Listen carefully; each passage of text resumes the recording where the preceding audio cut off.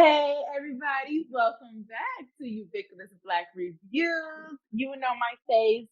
You've heard my voice before. I am TeaRon and Janee, and I am here today with a very special guest, someone very near and dear to my heart. Would you like to introduce yourself? Oh, he's giving a fashionably late intro. Excuse him. What's up, everybody? It's me again.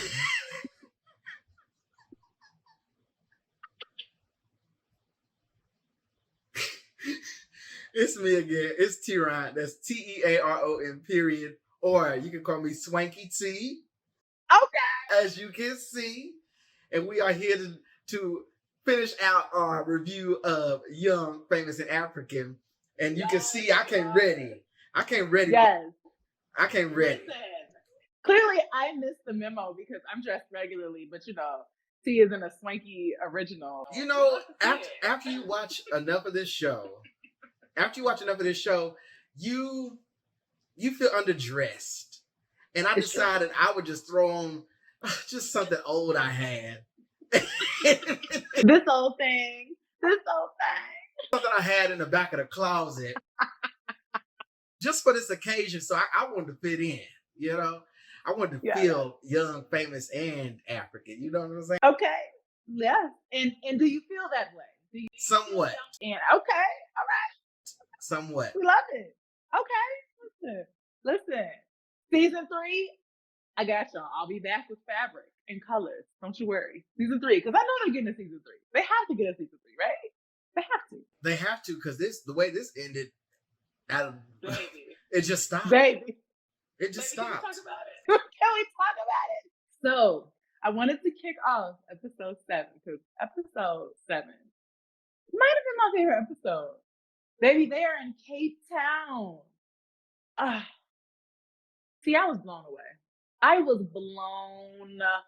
away. I said, okay. Episode 7 starts off with the crew taking their cash trip, which is what most of these reality shows do. They take a trip with all these people that they would never take a trip with, and they film it. In this case, they went to Cape Town. I was quite excited to see beautiful, lovely, gorgeous Cape Town. My God, it was breathtaking. Yeah, we gotta go. We have to. Like, it's not even a question at this point. Oh, so beautiful. So I just want to call out that, you know, there were scenes where the crew went to the beach. Kanye was wearing some sort of plastic rubber. Just a Greg at the beach. Hey, my skin comes first. Kanye's outfit is ridiculous. Kanye showed up like, oh yeah, I do got a film today. Yeah, pretty much. Oh yeah, that's right. Oh yeah, I'll just wear this. And then Swanky, late, of course. I'm not sure what we would call what he was wearing, but it was not beach wear. It was not resort wear. It was not beach wear, but it was swanky wear, and we love to see it. So I just wanted to set the scene and kick us off with episode 7 because we're in Cape Town and we're at this cash trip that was random, strange, but we're all here. We're all here. Yes. All I remember from this episode was a trailer proposal.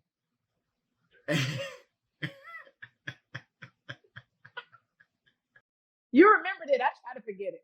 Listen, this episode, y'all know I give Kaylee a hard time. You do.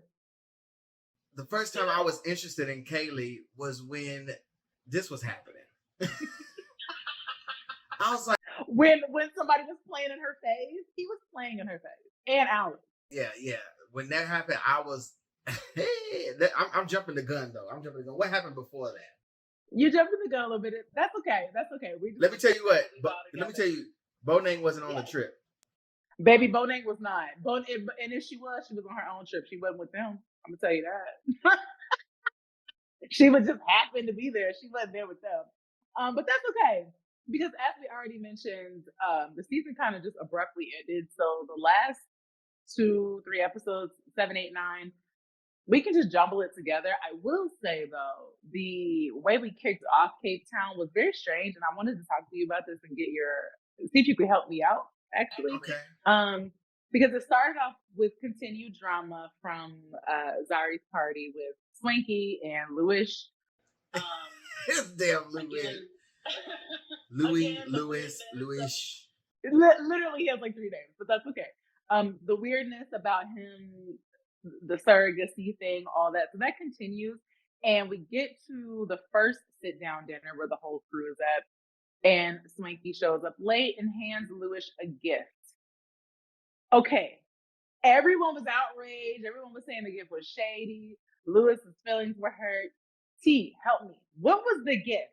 What was the gift? I didn't really catch it. Like, what was the big deal? Okay, so before that happened, before they went to Cape, there was an argument that we were talking about. Louis and Swanky were kind of having an issue.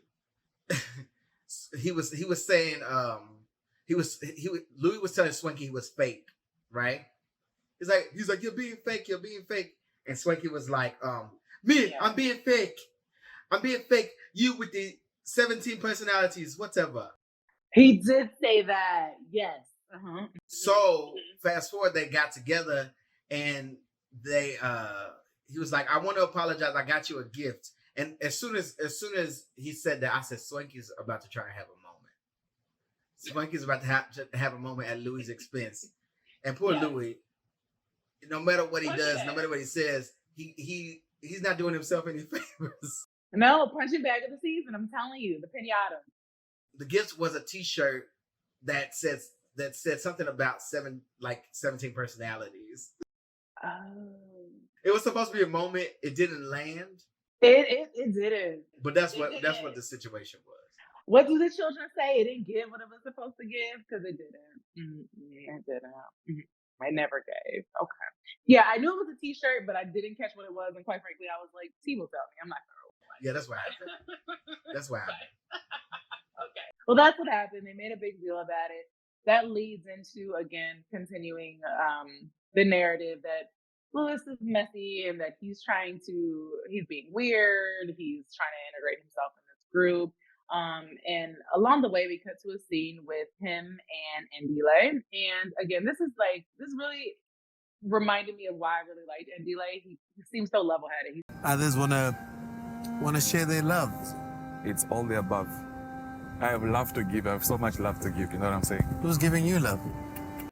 What's wrong? Why don't you talk He's so about encouraging. it? That's not the way to do that. Please listen, communicate. Like that's Ndile. He absolutely gave that. He kind of pulled Louis aside and kind of just said, like, hey, I realize that, again, I'm paraphrasing, but he's basically like, listen, so you're having a hard time in the group. There's a lot of drama going on with the Swanky thing. The baby thing was weird. Like, what's up with that? Louis goes on to explain that the reason why he wants to have a baby, I won't go into it. Y'all should watch the show. But I will say he goes on to further talk about some familial issues that he's having, and he's kind of excommunicated from his family. And so the need for the baby ties into that. So rubbish.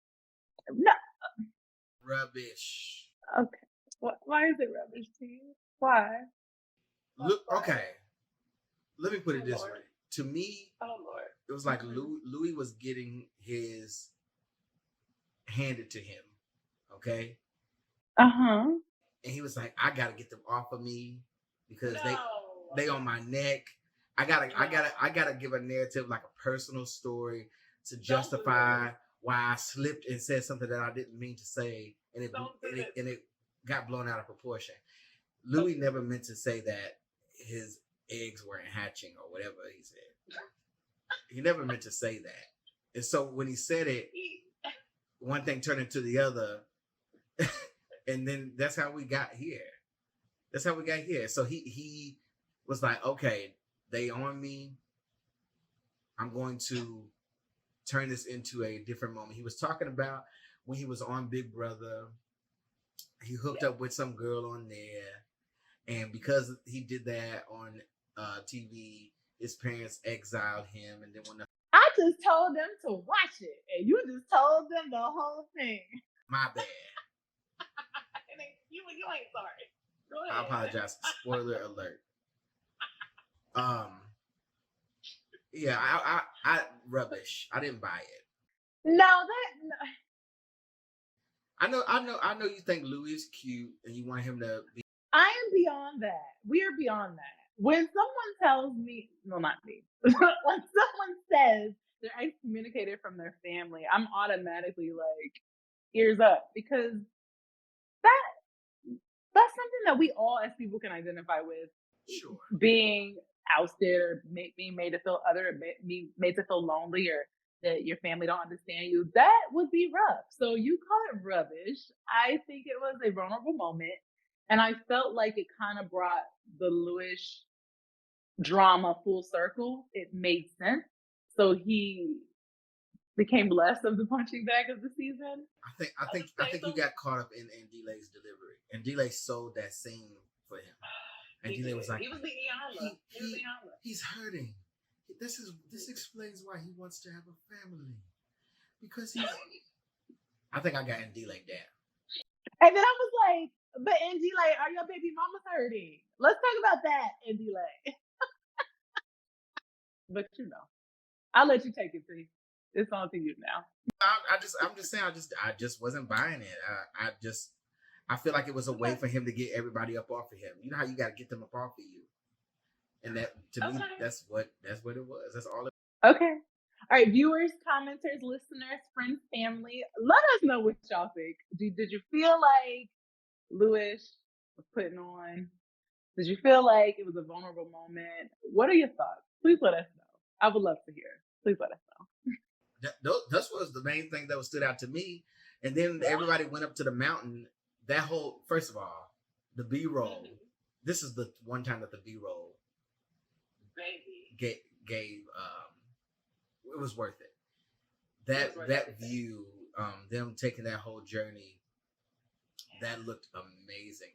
And this is what I feel like the show should be. It should be showing different parts of the continent as much as possible. For so long, we were already we were staying in Johannesburg for the most part, and we finally got outside of that. So this should be happening more frequently. Honestly, Agreed. If the budget gets higher, let's go somewhere else. You know what I mean?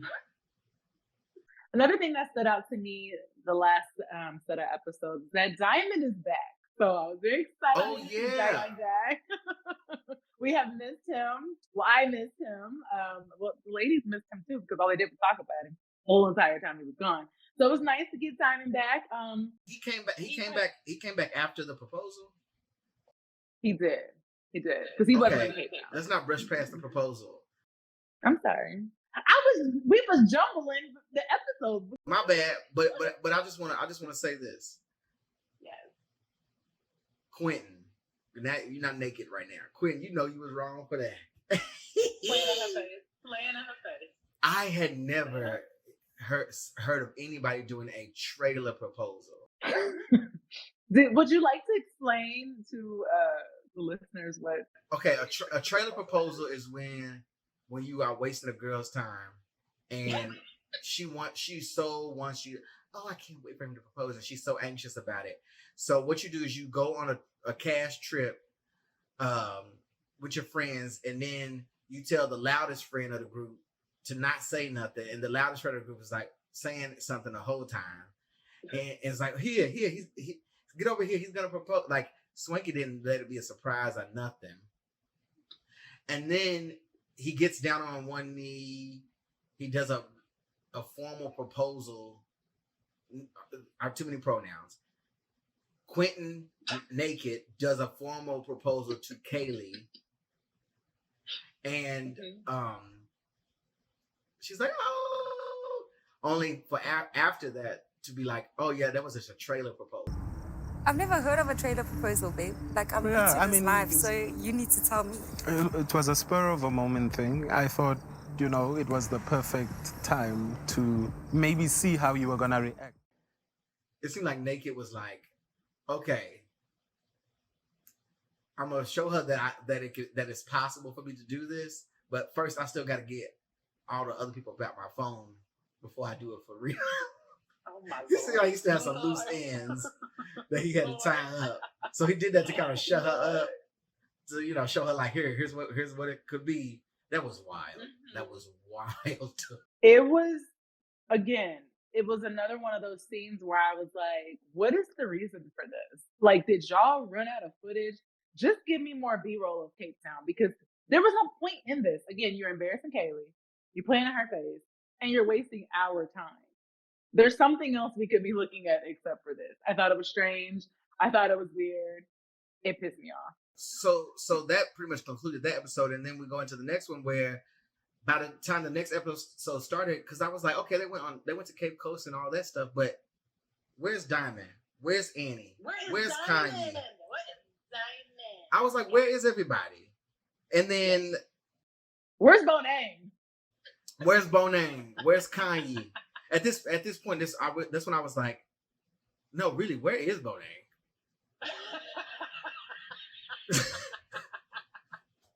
So after that, Tiera got her wish that Diamond did show up. He came back, and it was through a meeting with Fantana and Rosette. Again, I was like, what? Why are they even hanging together? Why are they hanging out? Why does Rosette need to be here when Fantana meets up with her boo thing, aka Diamond? Like, that was strange. It was weird. And I will say, my favorite thing about that was when Diamond showed up and he was like, I thought I was meeting Fantana. I didn't know somebody else was gonna be here. Like, the look of like legit confusion on his face was everything to me, because he legit just came back and was like, I don't know what we're doing. Y'all told me to come film. I don't know what this is gonna be, but I'm here. Contractual agreement. The idea was that Fantana was meeting up with Diamond to discuss all the situations, because at this point, Zari and Fantana been going back and forth like crazy. Fantana is bringing that love and hip hop energy, and Zari was all kinds of old bees and fake designer. Mm-hmm. You got fake clothes. I'm a millionaire. All this other stuff. It was a lot. It was a lot of mess going on. So she wanted to meet up with Diamond to discuss that. Oh, they've been, running around making up rumors and whoop whoop de scoop de whoop. Yes. But my question was this. A few episodes ago, Fantana is in her what do you call it? Interview, confession? I don't know. But Fantana's telling us, I'm having fun. I do what I want to do. Diamond does what he wants to do. I don't care. So why are we discussing Diamond's dating life if everybody does what they want to do? Which is it? Out of here. Again, it's a storyline we didn't need. Yeah, I didn't need it. That was stupid. We didn't need it. What was next? What else we got? So remember there was a boys meetup, Tubaba, Swanky situation. Oh, they went to play soccer, which, by the way, I found it funny that they called it soccer. I was like, are they doing that for us? Probably. So they met up, and Swanky felt like he needed to talk to Tubaba about the Annie situation. Tubaba is my friend. Annie is my friend. You know what I mean? Like, I kind of feel weird that he didn't reach out to me during like the whole stretch of me and Annie's like situation. I do feel like, yes, with Swanky and Annie's relationship, for the most part, Tubaba was right to stay out of their beef instead of adding to it. Correct. He can talk to his wife about stuff and say, oh, that ain't right, whatever. But let's be honest, Tubaba don't care about Annie's feelings. So why would he care about the beef that Annie's having with Swanky? Why would he care about what Swanky and Annie having a beef? Why? QTNA. QTNA.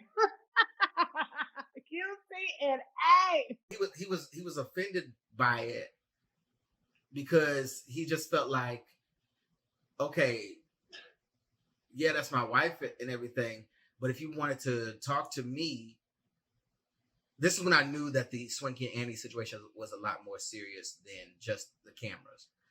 because Tubaba was more so upset. Like, he was like, if you wanted to talk to me man to man, you also know me. You also have my number. You could have reached out to me instead of waiting to be on camera to do this, which lets me know that Swanky is feeling this reality TV stuff. Swanky was like, I'm gonna have a moment. I ain't gonna talk to you until we film again because I'm gonna turn this into a thing. Do you blame him? Do you blame him? Well, I'm just he's doing what he needs to do. But Tubaba is not an actor. Tubaba is not putting on. Tubaba is being himself on camera all the time, and that's why. Tubaba can't even pretend to act like he ain't gonna embarrass his wife. So that's also how I feel about Diamond. He's not putting on. He doesn't know how. All right, certain people on this show are not capable of putting on and being fake glam high profile like everybody else. Correct. And it seems to be the part timers for the most part. Come on, part time. Come on, 20 hours a week. They did try to push more of Ndile's storyline on us. Again, a little too late. I did not care. I do like Ndile. I did not care about those two women at all. Jesus. Like in the storyline, I just did it. It was just like, do you remember anything they talked about? No, you don't. I do. What? Choosing one over the other. We can move on. Next. So, What else you got? Fast forward, Nadia. Now, this scene was so produced. Oh my God. Nadia is at the club rehearsing. And Nadia, she's like, I make songs, for like strip clubs. So I'm going to be performing in a club. Let me interject here. Go ahead.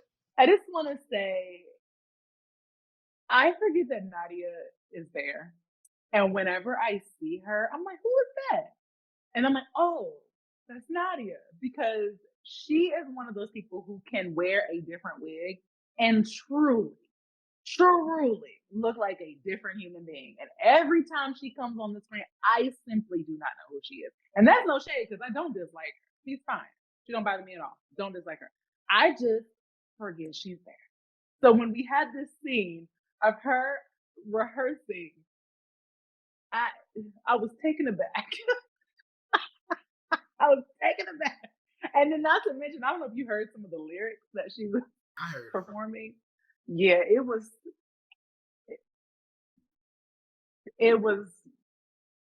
giving love and hip hop, but carry on. I just want to interject. That's what this whole scene, felt like. Yeah. All the women met up. Some of them didn't even need to be there because they are just now starting. Well, let me change that. Everybody showed up except Bonang. And it was in a strip club before they opened, kind of thing. And everyone's dressed up in more like street wear, Listen, Annie came from the house, okay? Annie said, what's how we gotta be? She came from the house. There was no glam. There was no hair. There was no makeup. Annie said, oh, we supposed to be down where? I loved every bit of Annie's energy. I did. She had on sneakers, jeans, a t-shirt, and a hoodie. She pulled up. She said, we here. I'm here to film. Being in that environment, you already know what it's going to be. It just kept building up and building up. And then my very thoughts, my very first impressions of Fantana, everything came to a head. And that was, I was like, of course Fantana is going to be the first person to almost fight on the show. Bye, old bitter bitch. I'm not I don't care. You're old and you're young. I don't care. I'm a young slut bitch. I'm a young millionaire. I'm a young, don't ever. Well, TeaRon, Americans are violent, so.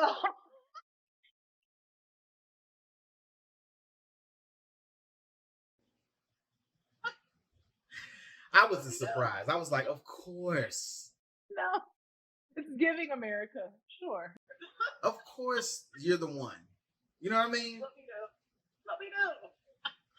I was so disappointed because for a while I subconsciously was saying to myself, even though it did not go there, it didn't go that far, I was subconsciously saying to myself, oh, this is great.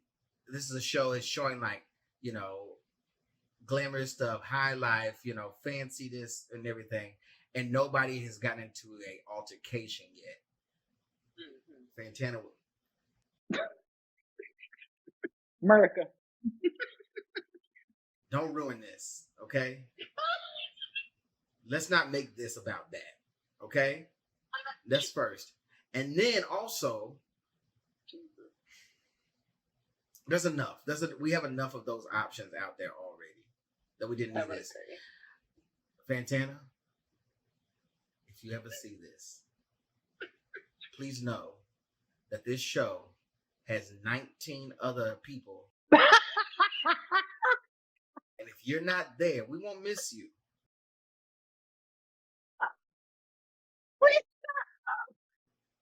I'm just saying.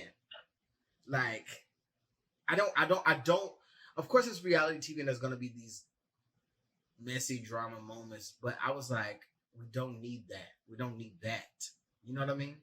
How did you feel when Zari and Fantana went even further with this diamond drama? I feel like that was the moment that really solidified my love for Zari. The way she stood 10 toes down and what she was saying, she remained poised. The tummy was tucked. The boobs were sitting. The hair did not move. I loved it. I said, yes, Ms. Zari. And she got right back with Miss Santana, who was calling her all these names, age shaming her, which, pause. Women, young women in your 20s, stop age shaming women who are older than you. Don't you also want to grow older? Don't you also want to be in your 30s and 40s? Like, it's not a shame for someone to be older in age. It's really a gift. So I'm just saying, young ladies, think about that. Unpause. Back to it. Ms. Zari was ready. Stayed poised. Stayed ready. Like, did not waver. I loved it. Never once got classless. She stood in her, but she never got classless. And Miss Fantana was saying some nasty things, but she held it down. Like, I was like, you know what, Ms. Zari? I like you. I rock with you. I need more of Zari. I like Zari. While that scene was happening, I was so like disappointed, and I was looking at everyone in the scene, and Annie's just on her phone, like ready to go. That's Annie. But I was more so related to Kanye's mood because Kanye was in the middle of them, and she was just sitting there like, like almost disappointed as well. Like, y'all not doing this. Sad. So if that wasn't sad enough, because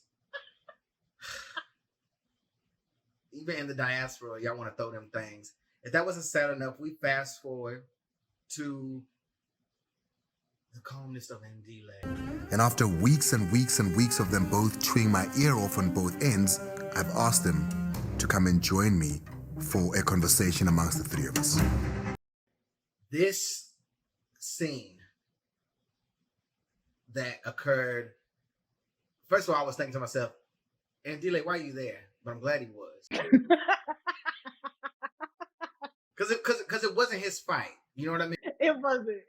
Not in any way. That should have been Annie, Tubaba, and Swanky. Tubaba, you know he don't give a so.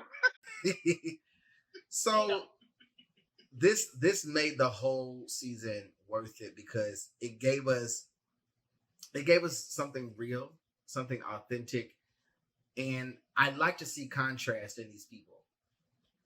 I like to see people who theoretically have it all, but showing them also being very human and very vulnerable. We know that Annie is not afraid to give us that. And Annie's going to cry on camera. She's going to tell her story. all these things. I will say this. I did notice that this time around that Annie and Kanye, like the people who had kids in this first season, they dialed it back. Mm-hmm. Yeah, we talked about that. Yeah, I think they got a hold of them comments and they started to see themselves. So yeah. Answer me this.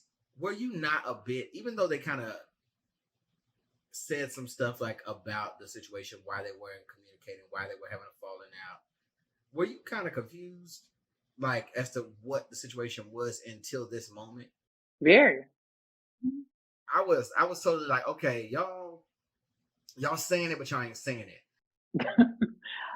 Again, we want y'all to go watch, but essentially, there was a deal happening that, like you said, involved money and some sort of conference call where they all were on it.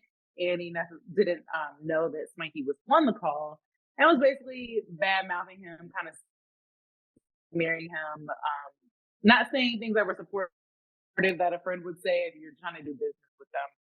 Essentially taking money, food out of his mouth. And so that was really the gist of it. I do believe that it got blown up to the level it got blown up to because they do have a real relationship, like not a show relationship. They have a real deal friendship. And you can 100% feel and see that they love each other in a real way. And when you fall out with somebody that you love, it hurts so much more than it would if that was just a business associate or if it was like, I don't know, Swanky and Lewis falling out. Like it hurt more. So I don't know if it was the biggest deal, but it felt like the biggest deal because of the relationship that they have. Here's where it took a turn for me. Was they started taking, when I say they, mostly Swanky, started taking personal jabs when they were kind of having a back and forth. Annie was just kind of skating around it. And honestly, I don't even know if Annie fully apologized. It didn't seem that way to me. Pretty much, Annie did admit that she felt like she said some things that she should not have said in a moment that she should not have, because she felt like with everything that was happening with Tubaba and Annie in the media, that her brand was kind of getting tarnished. So she was losing out on money, losing endorsement deals and opportunities and things like this because of all that drama. And she felt like Swanky was trying to work a deal, but wasn't really like trying to do it with Annie for real. The fact that Swanky waited like 7 months.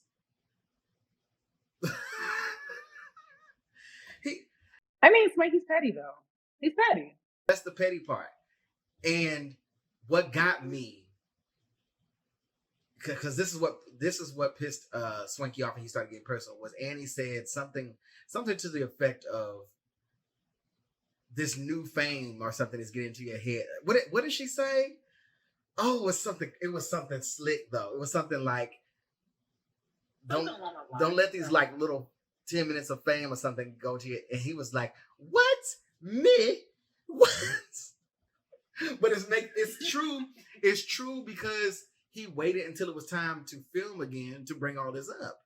You know what I mean? To make a scene, to not acknowledge Annie at the table, that was a little childish. But had he not, what would we be talking about? What would the season have even been about? Because again, that was the main thing. All these little random one-off story, like we would have been talking about this trailer proposal. It was, to me, it was the realest storyline of the season. It was the one moment for me that I was like, okay, this is real. This really happened. This is real emotion. There ain't no acting going on here. They would have had this conversation with or without cameras. So I appreciated that. So. Yeah. And then to the point that the cameras finally like took a step back and let us see, okay, yeah, this is a show, we're filming a scene, but here it got really real. Even Andile was like, yo, so Annie was getting loud, Swanky was getting loud, and they were going back and forth and stuff. And Andile, he was like, please don't make me raise my voice. I was like, So don't try it. You are telling other people, oh, Swanky, Please don't make me raise my voice. There was a part when he was like, take off my mic. Who gonna come take off my mic? I'm not gonna do this. Yo, when the quiet person is like pleading with you, like, please don't take cover. Everybody take cover. When the quiet ones say, I was like, please don't. And I was like, yo, please don't let him yell. Please don't let, cause. But even Swanky and Annie knew it, because the minute he was like, they were like, no, I'm good. And they were like, I'm sorry, I'm sorry, and delay. I'm sorry. Yeah, I appreciated that. I did. At the end of it all, we did get a resolve. We did get Annie and Swanky embracing. We did get them having a moment together. And I just hope that they don't revert back or bring that stuff again and just keep moving forward. Yeah, that was a lot for me. Yeah, lots of emotions for sure. What was your favorite moment, and what was your least favorite moment of the last few episodes of this season? Yeah, so my favorite moment, again, is the moment we just talked about, the come to Jesus moment between the two besties, Annie and Swanky, and then again with Andy in the middle, which is, again, why he's here, but I get it. Glad he was here. We love him. He's truly the Iyanla Vanzant of the series. But yeah, that was my favorite. I've got to say my least favorite part of, or my least favorite moment of the end was the end. Like, the way that it ended was so abrupt and strange. We didn't get, like, we talked about this in our very first episode of our recap. Like, we didn't get an intro or like a recap of last season, and then the way that it ended, we also did not get any sort of recap or any sort of like wrap up or nothing of the sort. So that's, I gotta say, that is my least favorite. What about you, T? What's your favorite and your least favorite? My favorite was, like, the same as you, them finding a resolution to this ongoing problem, because the truth of the matter is Annie and Swanky's relationship is so genuine that them having their energy being off affected everybody else completely. So you could feel the difference, in the room and the different energies and stuff. My least favorite moment was there almost being a fight between the ladies. I was so like, we have enough of those shows. Y'all don't have to turn this into that. Y'all don't. Y'all can have the arguments and all that stuff, but y'all don't have to turn this into that. Okay. So, for me, as the season ended up here, I'm still going to stay where I've been since it started, and that is a Jennifer Lewis. Okay. It did get better at the end, only because that scene happened and I was pleased with it. But again, it just stopped. There was no seal at the end. There was no bow. What are we looking forward to the next season type thing? There was no cliffhangers. There was no sizzle. Nothing. No sizzle. So yeah, that's where I'm at with it. What about you? For me, I'm gonna have to say that I'm gonna elevate it. I too would like to give it a Jennifer Lewis. I feel like as we got toward the end, we got some more real moments. Whether or not you think the Lewis thing is real, I felt it was real. I'm sure that resonated with a lot of people. Can you see my eyes through these glasses? I can't see your eyes. I rolled them. That's okay. That's okay. I felt it. It's all right. So I appreciated that. Again, the moment with Annie and Swanky, that was real. It was real, and I really appreciated that. And then, listen, Cape Town saved the day, okay? Even just seeing the beauty of it, the B-roll became the A-roll, as we said. I love that line. Let's use that again. Love that line. So yeah, I elevated to Jennifer Lewis. Again, when we get to season 3, if Netflix allows us to watch, I will watch. So I'm into it. Congratulations to the cast. This is exciting. Exciting to see this comeback. So yeah. If we get more, I just want to say this before we go. more does not mean more people. No mas. And as always, I have been TeaRon. You can find me at TeaRon World on Instagram, TeaRon with 2 underscores on TikTok, and you can find Ubiquitous Blacks wherever you listen to podcasts, or if you're watching this on the YouTube channel, go ahead and subscribe. You made it this far. You've been watching us all this whole time, so go ahead and subscribe. Leave a comment. Let us know where you're from, what you're doing, any recommendations, all the good stuff, like good vibes, good energy, and give us some of your opinions on this show. Like, did you agree with some of the stuff that we said, or like what's your take? I will gladly be in those comments chatting with you about the shenanigans. Yes, please let us know if you think Lewis was lying or not, because that's the real question here. But other than that, yes, please, we appreciate you. Again, if you have suggestions, ideas, things we should watch, if you want to share the password and your username, we won't tell Netflix, but anybody else, if you want to send it our way, we'll gladly accept it. We are all family here, so just let us know. And I am Tiera Janee. You can find me on Instagram at It's Tiera Janee. We appreciate you for listening. T, anything else? No more people. No more new castmates. I'm gonna get that on a shirt. No more new castmates. No more new castmates. Golly. Bye, y'all. Bye, y'all.